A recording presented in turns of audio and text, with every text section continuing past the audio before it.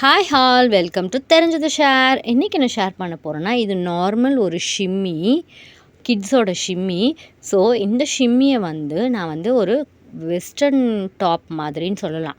ஒரு western crop top மாதிரி நான் சேஞ்ச் பண்ண போகிறேன். ஸோ அதுக்கான நான் சூஸ் பண்ணியிருக்க மெட்டீரியல் லேஸ், சம்கி, பால் செயின்.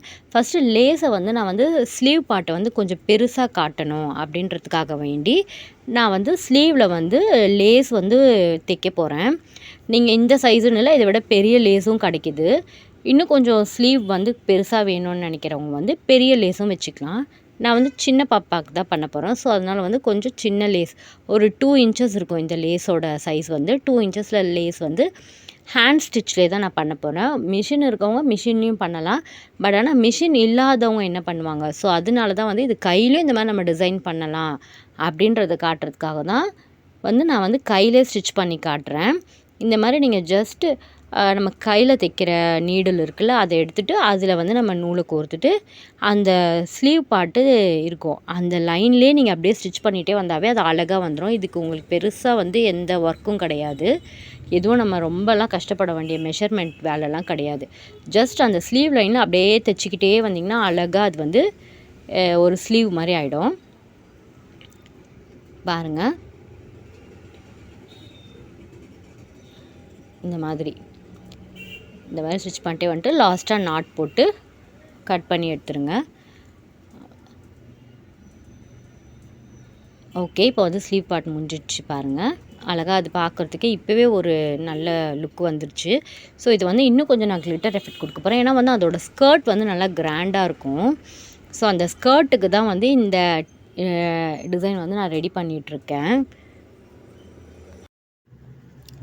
ஃபஸ்ட்டு நீங்கள் டேரெக்டாக கம் வச்சு ஒட்டாமல் ஃபஸ்ட்டு அதோட டிசைன் எப்படி இருக்குன்னு சும்மா வச்சு பாருங்கள். அதுக்கப்புறம் நீங்கள் கம் போட்டு அப்புறம் உங்கள் ஒர்க்கை ஸ்டார்ட் பண்ணுங்கள். உங்களுக்கு டிசைன் ஓகேன்னு தோன்ற அப்புறமா நீங்கள் கம் போடுங்க. அதுக்கு முன்னாடி சும்மா வச்சு மட்டும் பாருங்கள். ஏன்னா அப்போ தான் நம்மளுக்கு எதாவது கரெக்ஷன்ஸ் இருந்தால் நம்ம பண்ணிக்க முடியும்.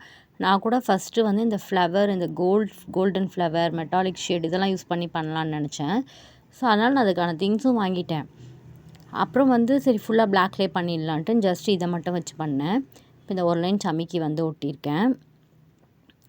அதுக்கு நெக்ஸ்ட்டு இப்போ நம்ம நெக் பார்ட்டில் பண்ண போகிறோம். ஸோ நெக் பார்ட்டில் நம்ம கம் வைக்கும்போது அது பின்னாடியும் ட்ரான்ஸ்ஃபர் ஆக சான்ஸ் இருக்குது, பேக் சைடும்.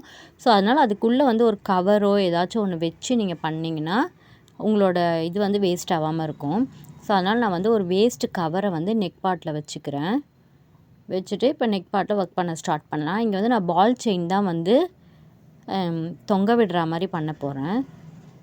ஸோ அதுக்கு பால் செயினை மெஷர்மெண்ட்க்கு ஏற்ற மாதிரி கட் பண்ணணும். அதுக்கு முன்னாடி ஃபஸ்ட்டு நம்ம பேட்டர்ன் ட்ரா பண்ணிக்கலாம். டிஷர்ட்டில் நம்ம எப்படி பண்ண போகிறோன்ட்டுன்னு நான் ஒரு 1/4 இன்ச்சு கேப் விட்டு இந்த மாதிரி சாக்கை வச்சு மார்க் பண்ணிக்கிறேன். இந்த லைன் ஃபுல்லாக நான் பால் செயினை ஸ்டிக் பண்ண போகிறேன்.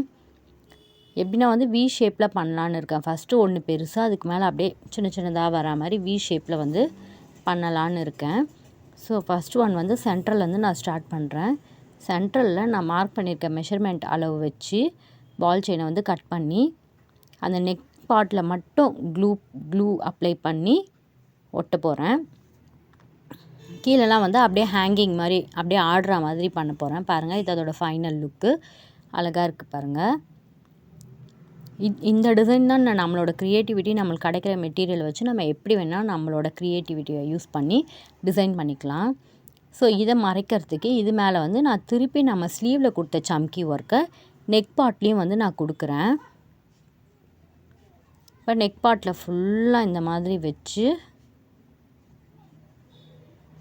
டிசைன் பண்ணுறேன். இங்கே எங்கெல்லாம் கேப்ஸ் இருக்கும் அங்கே ஃபுல்லாக மேலே அப்போ தான் அது பார்க்குறதுக்கு ஒரு ஃபினிஷிங் நீட்டாக இருக்கும். ஸ்லீவ்லேயுமே நெக் பார்ட்டுக்கு கொடுத்த மாதிரி ஸ்லீவ்லேயுமே நான் டபுள் லைன் சம்கி கொடுக்க போகிறேன். ஏன்னா சம்கி கொஞ்சம் எக்ஸஸாக தான் இருக்குது. ஸோ அதனால் இதுதான் இதோட ஃபைனல் லுக். இந்த வீடியோ உங்களுக்கு பிடிச்சிருந்தா லைக் பண்ணுங்கள், ஷேர் பண்ணுங்கள், சப்ஸ்கிரைப் பண்ணுங்கள். நீங்களும் இந்த மாதிரி ஏதாவது ட்ரை பண்ணிங்கன்னா எனக்கு கமெண்ட்டில் ஷேர் பண்ணுங்கள். இந்த மாதிரி நிறைய ஐடியாஸ்க்காக நம்ம சேனலை சப்ஸ்கிரைப் பண்ணி பக்கத்தில் இருக்க பெல் பட்டனையும் கிளிக் பண்ணிக்கோங்க. அவ்வளோதான், எல்லோரும் எப்பவும் சந்தோஷமாக இருப்போம்.